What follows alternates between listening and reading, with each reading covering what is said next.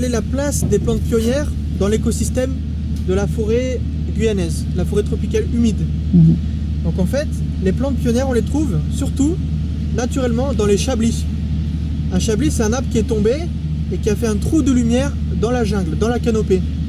Et c'est là que les plantes pionnières vont faire leur apparition. Parce qu'en fait, les petites graines, elles ont besoin de lumière pour germer. Si elles n'ont pas de lumière, si elles restent dans la pénombre de la jungle, elles ne germent pas.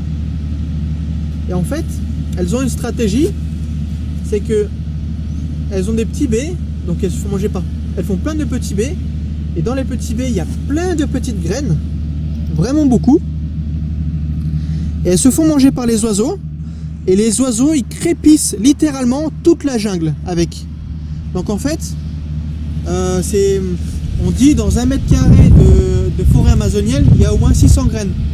Wow. En fait, c'est essentiellement des plantes pionnières. Donc la forêt est vraiment crépie de plantes pionnières. Donc elles restent là pendant plusieurs années, et il suffit qu'un arbre tombe pour que là, elles peuvent commencer à vivre. Donc elles vont grandir très vite. Donc en gros, c'est l'herbe de la jungle.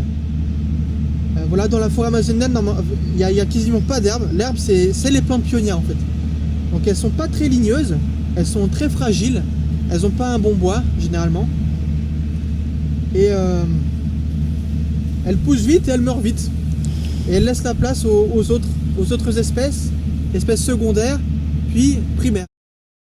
Nous, il faut qu'on imite ce qui se passe dans la nature. Donc comme c'est des petites graines qui ont besoin de lumière, on va pas les enfouir beaucoup, on va juste les enfouir un tout petit peu. Voilà, comme ça. On dit aussi qu'il faut pas enterrer la graine à plus de 5 fois son diamètre. Donc, vous voyez le diamètre de la graine? Oh non, vous voyez pas, c'est normal. Elles sont minuscules. Non, voilà, donc là c'est largement suffisant. Là, c'est suffisant. Et il faut arroser quand même régulièrement, au moins 2 fois par jour, si on veut que ça germe bien.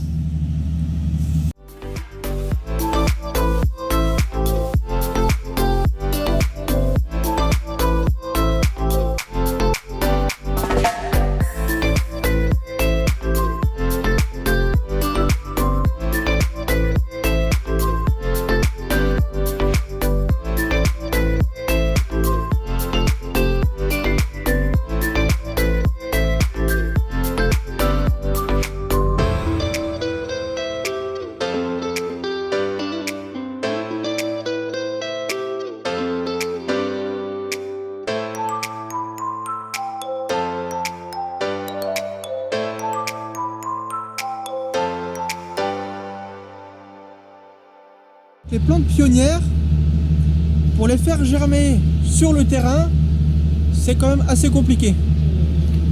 Il faut à la fois de la lumière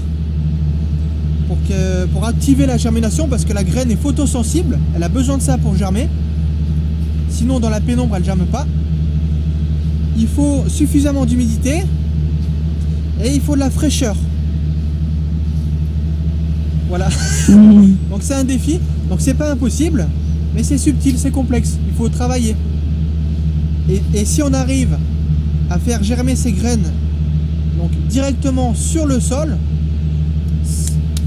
c'est gagné. Parce qu'elles vont grandir très vite, elles vont potentialiser très rapidement les minéraux du sol.